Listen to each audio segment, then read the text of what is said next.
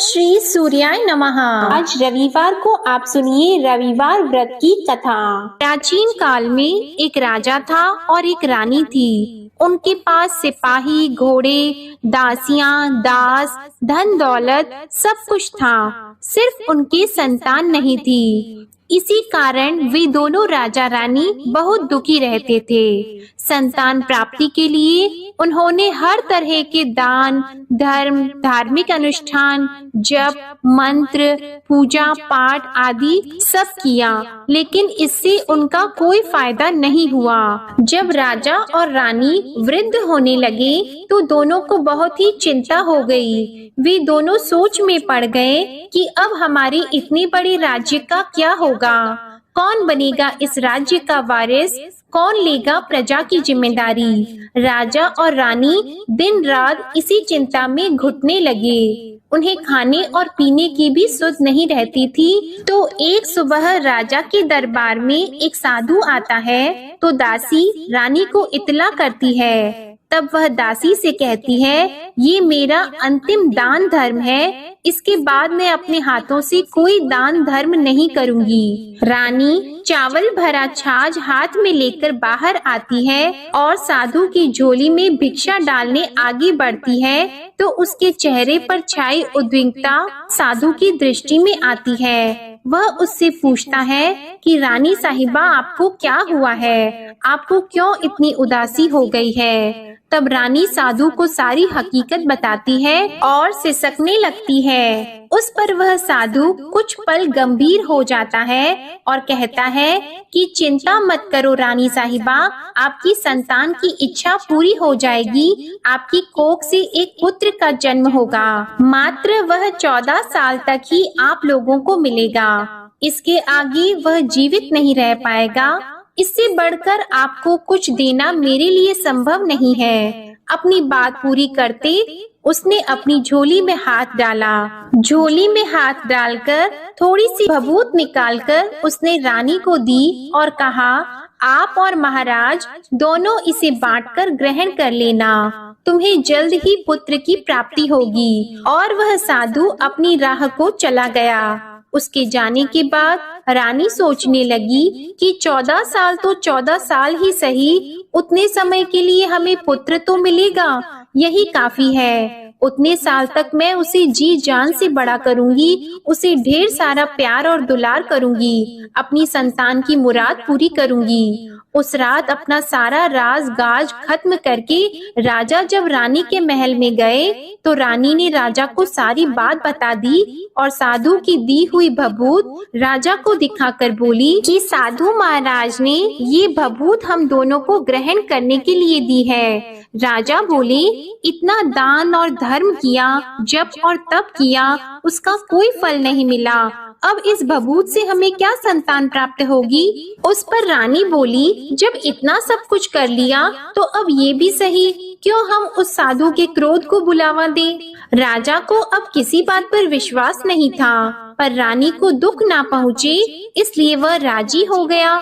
और राजा रानी दोनों नहाते धोते हैं, फिर अपने भगवान का नाम का स्मरण करते हैं, अपने पुरखों को स्मरण करते हैं और उस साधु महाराज का नाम स्मरण करके वह भभूत बांटकर दोनों खाते हैं। उसके बाद दोनों निश्चित होकर सो जाते हैं। तो कुछ दिन गुजर जाते हैं और साधु द्वारा कहे अनुसार रानी गर्भवती हो जाती है। उस पर राजा और रानी दोनों की खुशी गगन में नहीं समाती। राजा रानी से बोलते हैं, महारानी सचमुच साधु महाराज की कृपा हो गई। तो 9 महीने बाद रानी ने एक सुंदर पुत्र को जन्म दिया।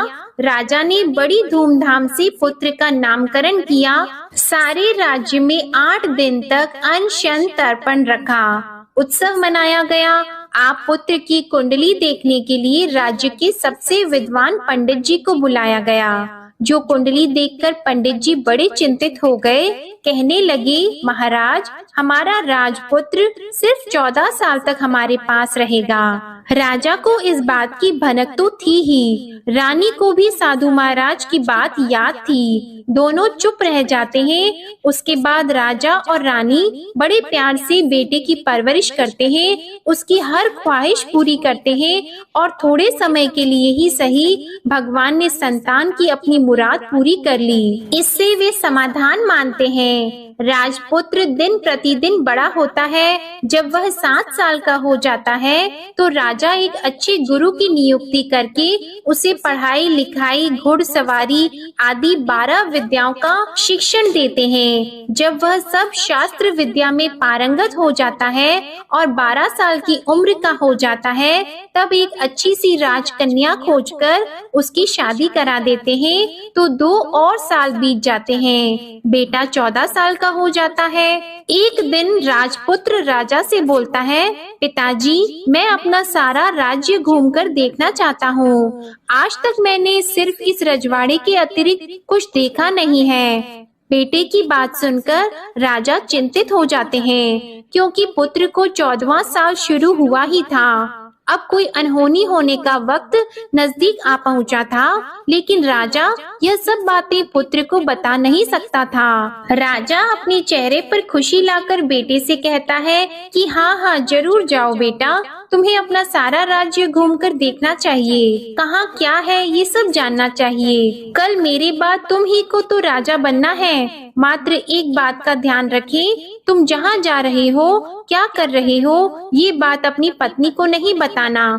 पुत्र कहता है, ठीक है पिताजी, आपने जो कहा है मैं वैसा ही करूँगा। राजपुत्र दिन भर अपनी पत्नी के साथ रहता है, खुशियाँ मनाता है और रात को 12 बजे वह उठकर बाहर चला जाता है। फिर सुबह होने से पहले वापस अपने महल में आकर सो जाता है। ऐसा बहुत दिनों तक चलता रहा और पुत्र का 14वां साल खत्म होने में कुछ ही दिन बाकी रहे थे। इतने में उसकी पत्नी यानी छोटी रानी रात में जाग जाती है। वह देखती है कि बिस्तर पर राजपुत्र नहीं है। वह महल में सब जगह देखती है तो राजपुत्र कहीं भी नजर नहीं आते।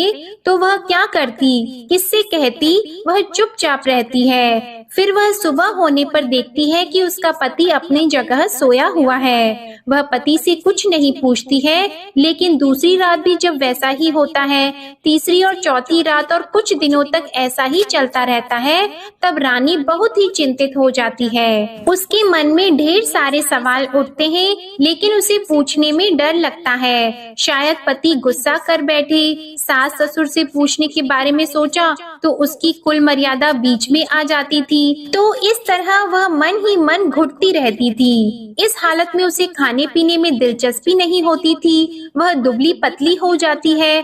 तो उस राज्य में फूल बेचने वाली एक बूढ़ी मालिन थी। वह हमेशा छोटी रानी को फूल देने उसके महल में आती थी। उस बुढ़िया का ध्यान छोटी रानी पर पड़ जाता है। वह उससे पूछती है, बेटी, तुम्हें किस बात का दुख है? तुम इस तरह सूख कर कांटा क्यों बनी हो? उस पर रानी कहती है, क्या बताऊं तुम्हें अम्मा, तुम्हारा राजपुत्र हर रात्रि को बाहर चला जाता है और सुबह वापस लौट कर आ जाता है। वह कहाँ जाता है, क्या करता है, यह सोच सोच कर मैं अन्न जल ग्रहण नहीं कर पाती हूँ और सूख सूख कर इस तरह कांटा बन रही हूँ। बुढ़िया सब बात सुनकर उसे एक उपाय बताती है कि बेटा ऐसा करना, आज रात को तुम सोना मत, उसके पीछे जाकर देखना कि वह कहाँ जाता है, क्या करता है और उसकी अच्छी तरह से पहरेदारी करना। तो छोटी रानी बोली कि अगर मुझे नींद आ गई तो बुढ़िया बोली कि तुम्हें नींद न आए इसलिए एक काम करना, अपने बाएं हाथ की उंगली में एक जख्म कर देना, उस पर थोड़ी सी मिर्ची छिड़कना, उससे तुम्हें बड़ी जलन होगी और उस पीड़ा से तुम्हें रात भर नींद नहीं आएगी। रानी बुढ़िया के कहे अनुसार वही करती है। उंगली की जलन से उसे बड़ी देर तक नींद नहीं आती, लेकिन बाद में वो सो जाती है। दूसरे दिन सुबह बुढ़िया फूल लेकर उसके महल में पहुंचती है और पूछती है, क्या हुआ बेटी, क्या तुम देख पाई कि पति कहाँ जाता है? रानी कहती है, नहीं अम्मा, पहले कुछ समय जलन के कारण मुझे नींद नहीं आई, पर कुछ देर के पश्चात मैं सो गई। बुढ़िया कहती है, कोई बात नहीं, आज तुम उंगली पर पहले से थोड़ा बड़ा जख्म करना और ज्यादा मिर्च लगाना। तो रानी ने वैसा ही किया, परंतु वह सिर्फ पति को बाहर निकलते हुए देख पाती है, उसके पीछे नहीं जा सकती क्योंकि उसे फिर से नींद आ जाती है। दूसरे दिन सुबह बुढ़िया आती है तो उसके पूछने से पहले ही रानी रोककर कहती है, अम्मा, मैं आज भी उसकी पहरेदारी ठीक तरह से नहीं कर पाई। बुढ़िया कहती है, रोना नहीं बेटी, सब कुछ ठीक हो जाएगा। तुम आज रात जख्म और बड़ा करना और उस पर ज्यादा मिर्ची लगाना, और एक काम करना कि जब वह जाने के लिए निकलता है तब उसका रास्ता रोकना। बुढ़िया ने जैसा बताया रानी ने वैसा ही किया। आज रात उसे नींद नहीं आती है। पति जब रात को महल से निकलने के लिए चलने लगता है तो वह बुढ़िया ने जैसा बताया वैसे ही करती है। दौड़कर जाकर पति का रास्ता रोकती है और कहती है, कहाँ जा रहे हो, किससे मिलने जा रहे हो, मुझे बताओ। राजपुत्र उसे समझाने की बहुत कोशिश करता है। देखो, अगर मैंने तुम्हें यह बता दिया तो मैं तुम्हें दोबारा नहीं मिल पाऊंगा। रानी कहती है, कोई बात नहीं, ना मिल पाओ, लेकिन आप रात के समय कहाँ जाते हो यह मुझे बता दो। राजपुत्र निरुपाय हो जाता है। पत्नी की जिद के आगे उसकी एक नहीं चल पाती। ठीक उसी समय उसका 14वां साल खत्म हो रहा होता है, 15वां साल लगने वाला होता है। जो होता है वह हो जाने दो, यह सोचता है और कुछ चावल मंत्रों से सिद्ध करके पत्नी को देकर कहता है कि इन चावल के दानों को हाथ की मुट्ठी में पकड़ना। पहले दाएं हाथ में पकड़े चावल मेरे ऊपर फेंकना, मैं कौन हूँ तुम्हें पता चल जाएगा। बाद में बाएं हाथ में पकड़े चावल मेरे ऊपर फेंकना, मैं जैसा था तुम्हें मिल जाऊंगा। लेकिन यदि तुम बाएं हाथ के चावल मेरे ऊपर फेंकना भूल गई तो मैं तुम्हें कभी नहीं मिल पाऊंगा। रानी ने कहा, नहीं भूलूंगी। रानी बड़े आत्मविश्वास के साथ यह कहकर दाएं हाथ में पकड़े चावल पति के ऊपर फेंक देती है तो राजपुत्र एकदम एक विशाल घोड़ा बन जाता है। एकदम उम्दा सफेद गर्दन पर लंबी अयाल देखते देखते वह तेजी से दौड़ने लगता है। रानी उस घोड़े को एकदम भौचक्की होकर देखने लगती है और पति ने बाएं हाथ के चावल फेंकने की जो बात कही थी वह भूल जाती है। उसकी आंखों के सामने घोड़ा महल से बाहर निकलकर चला जाता है। घोड़ा जो महल से बाहर जाता है तो वापस नहीं आता। अब रानी को बड़ा पश्चाताप हुआ। वह स्वयं को कोसने लगती है, लेकिन अब उसका कोई फायदा नहीं होने वाला था। राजपुत्र अब वापस नहीं आने वाला था। सुबह होते ही महाराजा को सब बात पता चली। उन्हें बहुत दुख होता है। वे बिस्तर पकड़ते हैं और राह देखते हैं कि एक दिन उनका बेटा वापस आ जाए। इस तरह 1 महीना गुजरता है, 3 महीने गुजरते हैं, आखिर 6 महीने पूरे हो जाते हैं। राजपुत्र का कोई अता पता नहीं चलता। प्रधान राजपुत्र को ढूंढने के लिए राज्य के गांव-गांव सिपाही भेजता है, लेकिन उन्हें कोई सफलता नहीं मिलती। इधर रानी अपनी हठ के कारण पति गायब हो गया है, ये सोचकर स्वयं को मन ही मन कोसती है और प्रण लेती है कि कुछ भी करके पति को ढूंढ कर लाएगी और उसे वापस घर लेकर आएगी। एक दिन सुबह उठकर सास ससुर के महल में जाती है और कहती है कि मैं अपने पति की खोज में जा रही हूँ। महाराजा को और क्या चाहिए था, कुछ भी करके उनका बेटा उन्हें वापस मिलने चाहिए था। वे बहू को जाने की अनुमति देकर कहने लगे, बेटी तुम्हें जो चाहे वह करो, जहाँ जाना है वहाँ जाओ, लेकिन हमारे बेटे को वापस लेकर आओ। अब रानी अपना शाही भेष बदलकर एक सेठानी बन जाती है। कुछ दासियों को, कुछ नौकरों को साथ ले लेती है, कुछ सामान साथ ले लेती है और राज्य की सीमा पर जाकर वहाँ एक भोजनालय खोल देती है। वहाँ आने वाले सब यात्रियों को खाना मुफ्त में देने लगती है। मात्र एक शर्त रखी कि खाने वाले को उसकी देखी हुई कोई अजीब चीज उसकी मालकिन को यानी राजकन्या को बतानी पड़ेगी, तो वहाँ आने वाला हर नागरिक अपनी तरफ से मैंने ये देखा, मैंने वह देखा कहकर वहाँ से मुफ्त खाना खाकर जाता था। परंतु रानी को जो बात चाहिए थी वह अब तक नहीं मिली थी। ऐसे ही कुछ दिन बीत गए तो रानी के महल में फूल लेकर जाने वाली बुढ़िया के एक बेटा और बहू थे। उनका एक छोटा बेटा था, यानी बुढ़िया का एक पोता था। तो बेटा और बहू सुबह काम के लिए निकलते थे तो पोते को संभालने की जिम्मेदारी बुढ़िया पर रहती थी। दिन भर पोते को संभालती थी। एक दिन बुढ़िया को पान खाने की आदत थी तो पान लगाने के लिए चूना चाहिए था। वह उसे तैयार करने के लिए सीपी लेकर आई। इन सीपियों को भूनने के लिए गोबर के कंडे चाहिए थे। कंडे इकट्ठा करने के लिए वह बांस की टोकरी लेकर चरवाहे के मैदान में गई। वहाँ बहुत सारे कंडे थे। उन्हें जमा करते करते उसे घर आने में अंधेरा हो गया। इस ओर शाम होते ही काम से वापस आकर बेटा और बहू घर पहुँचे तो देखा कि बच्चा घर पर अकेला है और रो रहा है। वे दोनों गुस्से से लाल पीले हो गए। इतने में बुढ़िया घर आ पहुँची। बेटे ने पूछा, पोती को घर अकेला छोड़कर कहाँ गई थी? बुढ़िया बताने लगी कि मैं गोबर के कंडे इकट्ठा करने गई थी। इस पर बेटा बोला, दोबारा बच्चे को अकेला घर पर छोड़कर यदि कहीं गई तो मैं तुम्हें बहुत पीटूंगा। बुढ़िया कहने लगी, नहीं बेटा, फिर कभी ऐसा नहीं करूंगी। लेकिन दूसरे ही दिन बुढ़िया वह बात भूल गई और फिर चरवाहे के मैदान पर कंडे इकट्ठा करने चली गई। शाम को जब बेटा और बहू काम से वापस लौटे तो देखा कि बच्चा घर पर अकेला है और रो रहा है। अब उसके बेटे की सहन शक्ति खत्म होने लगी और बुढ़िया के वापस आने पर उसे घर से निकाल दिया। बुढ़िया रात भर घर के बाहर अंधेरे में बैठी रही और सुबह होते ही हाथ में टोकरी लेकर कंडे इकट्ठा करने के लिए निकल गई। उस दिन उस पर कंडे इकट्ठा करने का मानो पागलपन सवार हो गया था। कंडे इकट्ठा करते करते जब अंधेरा हो गया उसे मालूम ही नहीं चला। उसे जब ध्यान आया तो गांव का रास्ता भी ठीक तरह से दिखाई नहीं दे रहा था। वह अंधेरे में आंखें फाड़कर देखती देखती किसी तरह आगे निकल पड़ी तो एक कपिला गाय छन छन की आवाज करते गली की घंटी बजाते ठुमक कर उस मैदान पर आ गई। उसे देखकर बुढ़िया सोचने लगी कि इस गाय के पीछे पीछे जाऊंगी तो गांव तक पहुंच जाऊंगी। तब बुढ़िया उसके पीछे पीछे जाने लगी। वह गाय उस मैदान से लेकर एक एक करके 6 मैदान पार करती है। आखिर में वह 7वें मैदान तक पहुंचती है तो क्या होता है कि उस मैदान पर एक बड़ा सा पत्थर है। गाय जाकर उस पत्थर को अपना सींग मारती है। जब गाय ने सींग मारा तो वह पत्थर दूर हट गया और पाताल में नीचे जाने की सीढ़ियां दिखाई देने लगी। तब वह गाय उन सीढ़ियों से नीचे जाने लगी। बुढ़िया वह सब देख रही थी और झट से जाके गाय की पूंछ को पकड़ लिया।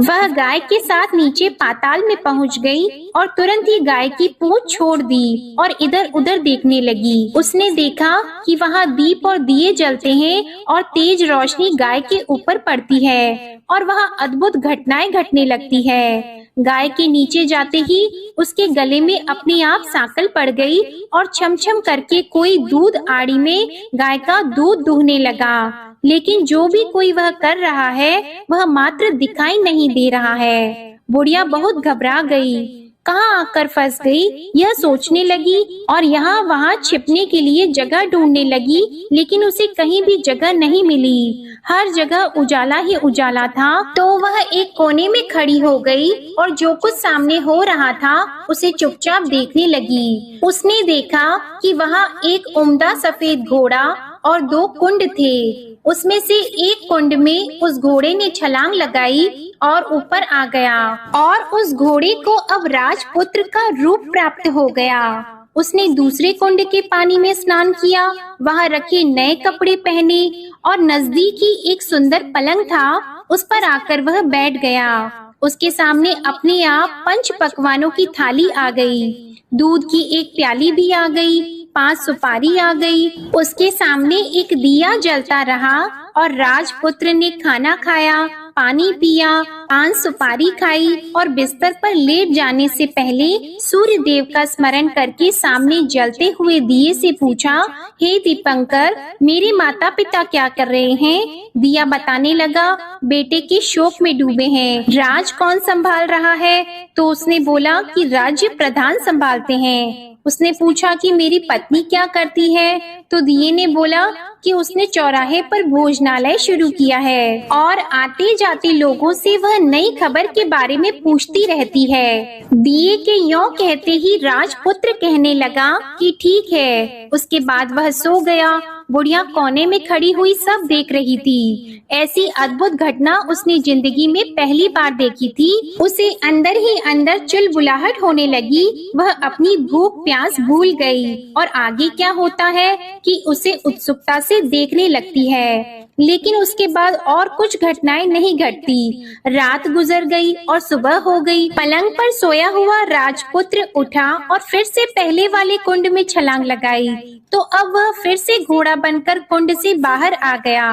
वह तेजी से उच्च पाताल नगरी से बाहर निकल गया, लेकिन वह कहाँ गया, बुढ़िया को कुछ पता नहीं चला। उसके बाद पिछली रात की तरह कोई उस गाय को छमछम करके दूध दोहने लगा। जैसे ही दूध दोहना खत्म हुआ, उसके गले की सांकल अपने आप खुल गई और वह गाय तेजी से ऊपर जाने लगी, सीढ़ियों की ओर भागने लगी। गाय को दौड़ता देखकर बुढ़िया सोचने लगी कि अब गाय के साथ यहाँ से ऊपर जाना ही समझदारी होगी, नहीं तो कोई मुसीबत आकर उसके ऊपर टपक जाएगी। झट से उसने गाय की पूंछ पकड़ ली और गाय के साथ ऊपर आ गई। गाय जब मैदान में पहुंची तो उस सुरंग का रास्ता अपने आप बंद हो गया और उसके मुंह पर एक बड़ा सा पत्थर पहले की तरह खड़ा हो गया। ऊपर आकर वह गाय जंगल की ओर निकल गई। इधर बुढ़िया एकदम बावली सी हो गई। उसने पाताल नगरी में जो कुछ देखा था वह जल्द से जल्द किसी को बताने के लिए उतावली हो गई। उसे एकदम याद आया कि नगर की सीमा पार कोई औरत भोजनालय चलाती है और नई बात बताने वालों को अच्छा खाना पीना मुफ्त में देती है। वह सोचने लगी कि क्यों न मैं ये बात उस औरत को जाकर बताऊं।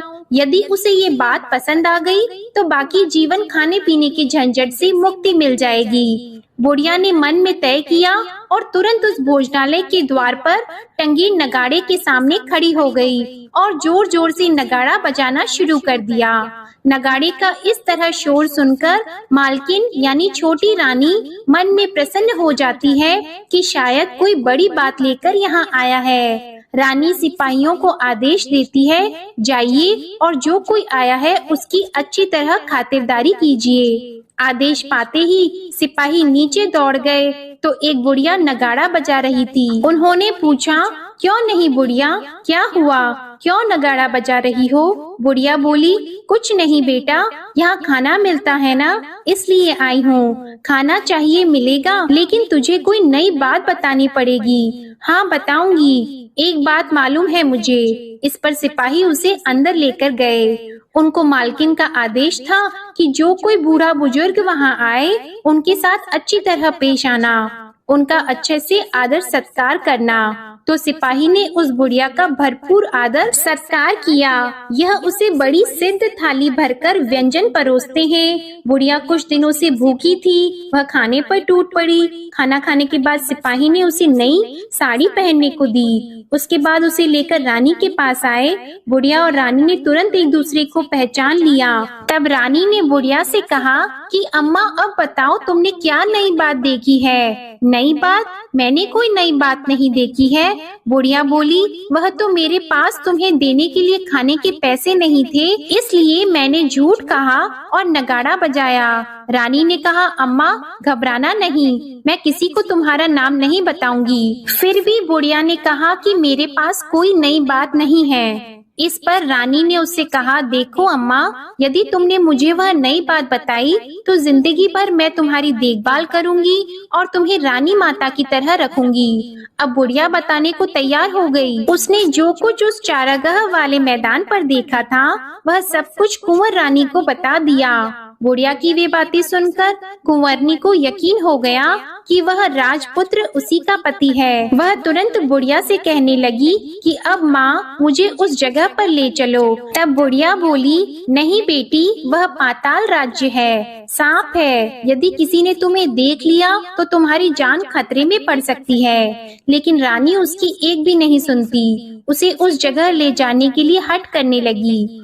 आखिर में बुढ़िया ने उसका कहना मान लिया और कहने लगी, ठीक है, मैं तुम्हें वहाँ ले जा सकती हूँ, पर आज नहीं, कल वहाँ जाना है तो शाम को ही जाना होगा। तो दूसरे दिन दोपहर को रानी बुढ़िया के साथ उस मैदान पर गई और एक जगह छुपकर गाय के आने की राह देखने लगी। दिन ढलते ही अंधेरा गिरने लगा और गाय हमेशा की तरह वहां आ गई। मैदान के उस कोने में जाकर उसने पत्थर पर सींग मारा तो छत से पत्थर हटकर वहाँ सुरंग में जाने का रास्ता खुल गया।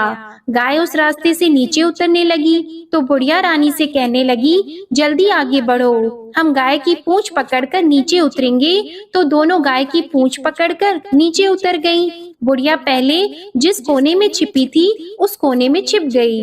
अब नीचे सब कुछ पहले जैसा घटित हो रहा था। गाय के गले में अपने आप सांकल पड़ गई। कोई अदृश्य रूप से उसका दूध दोहने लगा। एक सफेद उम्दे घोड़े ने आकर एक कुंड में छलांग लगाई तो राजपुत्र के रूप में ऊपर आया। वह राजपुत्र दूसरे कुंड में नहाने लगा। बाद में उसके सामने खाने की थाली आ गई, दूध की प्याली आ गई, पान का बीड़ा आ गया। राजपुत्र सब ग्रहण करके सोने के लिए पलंग पर गया तो सोने से पहले सूर्य देव का स्मरण करके वह दिए से पूछने लगा, दीपांकर मेरे माता पिता क्या कर रहे हैं? तो दिया कुछ जवाब नहीं देता बल्कि वह बुझने लगता है। तब राजपुत्र को कुछ घटित हुआ है इसका संदेह हो गया। वह उदास हो गया और जो कुछ हुआ है वह हो जाने दो ऐसा सोचकर फिर से बिस्तर पर लेट गया। अब रानी का संयम छूट गया। वह दौड़कर पति के पास गई और उसके पैर पकड़ने के लिए आगे बढ़ने लगी। राजपुत्र तुरंत ही पत्नी को पहचान गया। वह छत से पीछे हट गया और चिल्लाने लगा, नहीं नहीं, मुझे मत छूना, सर्वनाश हो जाएगा। रानी दोनों हाथ जोड़कर पति से अपनी भूल स्वीकार करने लगी। स्वामी, मुझसे भूल हो गई। मुझे आपसे नहीं पूछना चाहिए था कि आप रात को कहाँ जाते हो। मैं अपनी भूल स्वीकार करती हूँ। मुझे मेरी भूल की सजा मिल गई है। अब आप घर चलो। आपके वियोग में आपके माता पिता ने बिस्तर पकड़ लिया है। आपकी प्रजा भी बहुत दुखी है। उस पर राजपुत्र कहने लगा, वही तो एक बार तुम गलती कर बैठी हो, अब दोबारा मत करना, नहीं तो अब मैं तुम्हें जो दिख रहा हूँ वह अभी नहीं दिखूंगा। रानी अब विलाप करने लगी, जोर जोर से जमीन पर सिर पटकने लगी। राजपुत्र के मन में उसके प्रति दया उत्पन्न हो गई। वह उससे कहने लगा, यदि तुम मुझे पाना चाहती हो तो तुम्हें एक काम करना होगा। काम कठिन है लेकिन वह तुम्हें अकेले ही करना होगा।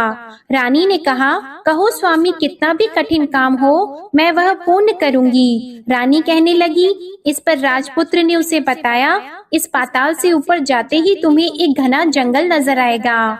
ऐसे 6 जंगल पार करने के पश्चात तुम्हें एक 7वां जंगल मिलेगा। वह जंगल सबसे घना है। उस जंगल के बीचों बीच एक पीपल का पेड़ है। उसके आसपास की जगह पत्ते, फंदे, जटाएं आदि से ढक चुकी है। वहाँ बाघ, शेर, सांप और भालू बैठते हैं। तुम्हें उन सबको भगाकर वह जगह साफ करनी है। उसको गोबर से लिपाई करके पवित्र बनाना है, रंगोली से सजाना है। उसके बाद वहाँ धूप, कपूर, अगरबत्ती जलानी है। फूल और कुमकुम से पेड़ की पूजा करनी है। दूध और दही से बने चावल का भोग चढ़ाना है। ये सब तुम्हें दोपहर को 12 बजे से पहले करना है। 12 बजने के समय तुम्हें उस जगह पर बैठकर सूर्य भगवान का ध्यान करना है। ठीक 12 बजे सूर्य भगवान का रथ वहाँ उतरेगा।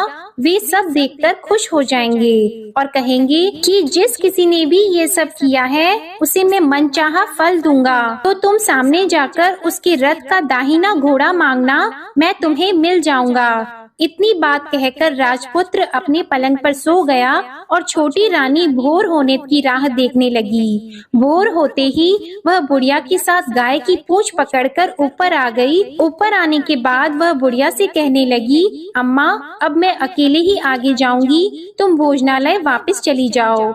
वह जंगल में जाकर राजपुत्र की बताई जगह ढूंढने लगी और स्वयं आरी से वह जगह साफ कर दी। बाद में राजपुत्र ने जैसे बताया वैसे ही लिपाई पोताई करके वापस आ गई। दूसरे दिन सुबह होने से पहले उठी और जंगल में उस जगह पहुंची। वहां जाकर इत्र और गुलाब का पानी छिड़ककर उस जगह सुगंधित धूप अगरबत्ती जलाकर उसे पवित्र किया और पूजा की सब सामग्री वहां तैयार कर सूर्य भगवान का ध्यान करके बैठ गई। जैसे कि पति ने बताया था कि दोपहर को ठीक 12 बजे सूर्य भगवान का रथ उस पीपल के पेड़ पर आकर रुका है। सूर्य भगवान ने जब रथ से नीचे देखा तो सुगंधित वातावरण देखकर वे बहुत प्रसन्न हो गए। फिर वे बोली, जिस किसी ने यह काम किया है वह यहाँ आकर आज मुझसे कुछ भी मांगे मैं उसे दे दूंगा।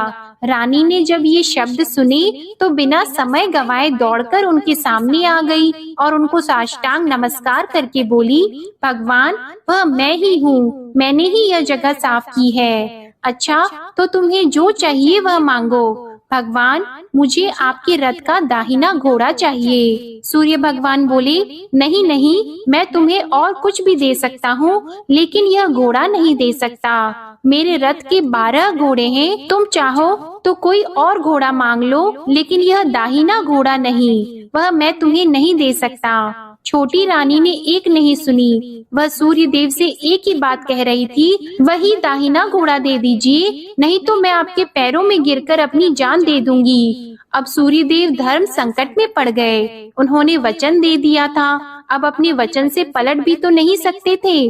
ठीक है, दे दिया तुम्हें घोड़ा, सूर्य देव ने कहा। फिर एक बात और भी कही, देखो मैंने तुम्हें घोड़ा तो दे दिया है, लेकिन वह तुम्हें यहाँ नहीं मिलेगा, तुम्हें उसे पाताल में जाकर लाना होगा। रानी बोली, पाताल में ही क्यों भगवान, मैं उन्हें पाने के लिए कहीं भी जा सकती हूँ। रानी को वचन देकर सूर्य देव अपने मार्ग को चले गए और इधर रानी जंगल से अपने भोजनालय में आ गई। फिर वह बुढ़िया को लेकर उस मैदान पर आ गई और जल्दी ही शाम हो गई। शाम होते ही वहाँ वह गाय आ गई और उसने सींग मारकर सुरंग का पत्थर हटाया और नीचे उतरने लगी। रानी और बुढ़िया जल्दी जल्दी उसकी पूंछ पकड़कर नीचे उतर गईं। नीचे पाताल में सब घटनाएं पहले की तरह ही घटने लगी। घोड़े का एक कुंड में नहाकर राजपुत्र बन जाना, नहा धोकर पलंग पर जाकर बैठना, तो उसे खाने की थाली, दूध की प्याली आना, पान का बीड़ा आना। लेकिन आज एक नई बात घटी। आज 2-2 थाली, 2-2 दूध की प्याली और 2-2 पान के बीड़े उसके सामने आए। वह कुछ नहीं बोला। अपने हिस्से की थाली खाकर, दूध पीकर और पान का बीड़ा चबाकर वह सोने चला गया और हमेशा की तरह दिए से पूछने लगा, दिए दिए दीपंकर, मेरे माता पिता क्या करते हैं? दिए ने बताया, वे दोनों तुम्हारे शोक में मरने की स्थिति में पहुंच गए हैं। ऐसा? झट से उसकी आंखों में आंसू टपकने लगे। फिर वह पूछने लगा, दिए दिए दीपंकर, मेरा राज्य कौन चला रहा है? तुम्हारा राज्य प्रधान चला रहा है और वह सब कुछ हड़प चुका है। वह प्रजा पर बहुत अत्याचार कर रहा है। यह सुनकर राजपुत्र को बहुत गुस्सा आया। वह गुस्से से अपनी मुट्ठी भींचने लगा। अब वह पूछने लगा, दिए दिए दीपंकर, मेरी पत्नी क्या कर रही है? अब दिया कुछ नहीं बोला और चुप रहा। अब रानी का संयम जवाब दे गया।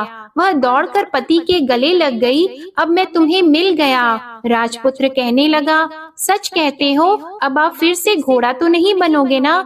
नहीं, दोबारा घोड़ा नहीं बनूंगा। तुमने जो इतने सारे कष्ट उठाए हैं मुझे पाने के लिए, इसलिए सूर्य देव ने मुझे सदा के लिए घोड़े के जन्म से मुक्त कर दिया है। राजपुत्र ने बड़े प्यार से कहा और उसे गले लगाया। उसके आंसू पोंछे और कुछ देर के पश्चात सुबह हो गई तो गाय की श्रृंखला टूटकर वह ऊपर भूलोक जाने लगी। रानी, राजपुत्र और बुढ़िया उसकी पूंछ पकड़कर ऊपर आ गए। ऊपर आने पर वे सीधे भोजनालय में पहुँचे। वहाँ का सब सामान लोगों में बांट दिया और उसको ताला लगाकर अपने राज्य में लौट आए। राजपुत्र वापस आता है और उसके तेवर देखकर प्रधान घबरा जाता है। राजपुत्र ने उसे बंदी बनाकर कैद खाने में डाल दिया और राज्य की बागडोर अपने हाथ में ले ली। उसके बाद वह अपने माता पिता को मिलने उनके महल में गया।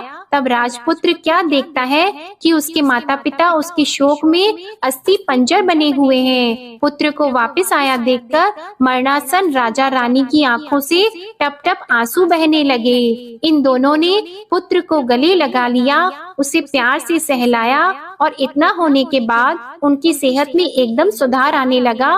वे अब बिस्तर से उठकर बैठ गए हैं, पुत्र को आशीर्वाद देने लगे हैं। राजपुत्र के आने की खबर तुरंत ही राज्य में फैल गई। प्रजा खुशी से फूली नहीं समाई।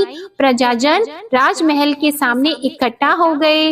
राजपुत्र ने भी उन्हें दर्शन दिए और आज से उन्हें कोई दुख नहीं पहुंचाएगा, ऐसा वचन भी दिया। अब राजा अपने पुत्र का राज्याभिषेक करके उसे सिंहासन पर बिठाता है और बहू को महारानी का दर्जा देता है और स्वयं अपनी पत्नी के साथ ईश्वर स्मरण करते खुशी से दिन बिताता है। महाराजा बना राजपुत्र अच्छी तरह से राज्य चलाने लगा और अपनी पत्नी के साथ सुख शांति से जीवन बिताने लगा। उस बुढ़िया को रानी ने अपने ही पास रख लिया और उसकी अच्छी तरह से देखभाल करने लगी। बुढ़िया और उसके बुढ़ापे के दिन खुशी से गुजरने लगे। प्रेम से बोलिए सूर्य नारायण भगवान की जय। आपको आज की कथा पसंद आए तो वीडियो को लाइक करना मत भूलिएगा, शेयर कीजिएगा, कमेंट में भगवान श्री सूर्य नारायण की जय लिखिएगा और चैनल को भी सब्सक्राइब करिएगा।